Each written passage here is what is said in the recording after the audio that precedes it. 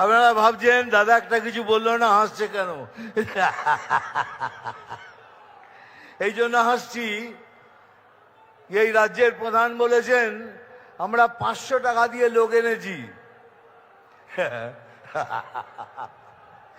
500 টাকা দিয়ে এত লোক, বাপরে বাপ। তাহলে ভাবুন আপনি 1500 টাকা দিয়ে কত লোক আনেন।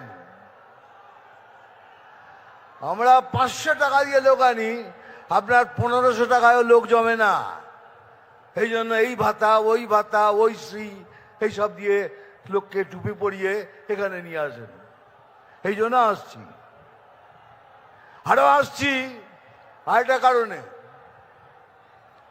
উনি বলেছেন কি আমাদের গলায় দড়ি দিয়ে মরতে।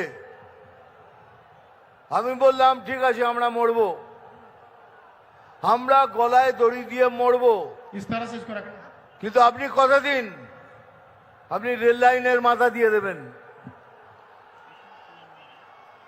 আপনারা সবাই রেল লাইনে মাথা দেবেন, আমরা গলায় দড়ি লাগিয়ে ঝুলে পড়বো। এই জন্য আসছিলাম।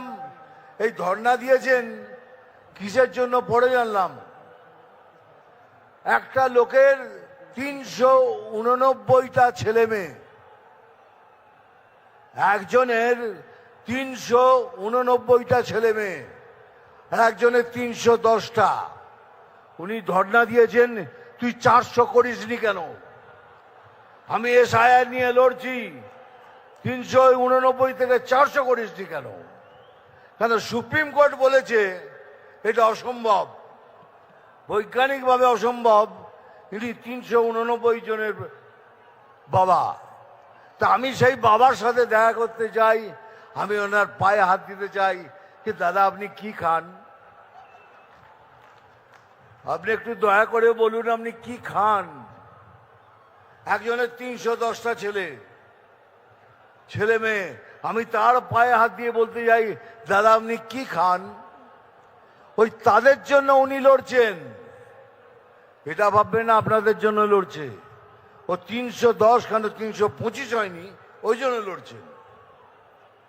সুপ্রিম কোর্ট বলেছে এটা অসম্ভব, বৈজ্ঞানিকভাবে এটা সম্ভব নয়। তাহলে 389টা যার ছেলে মেয়ে, একটা মৌজাতে তো 600 সিট থাকে, 600 ভোটার, ওই একজনই আমাদের হারিয়ে দেবে। ওই একজন 389টা ভোট দিয়ে আমরা হেরে যাব।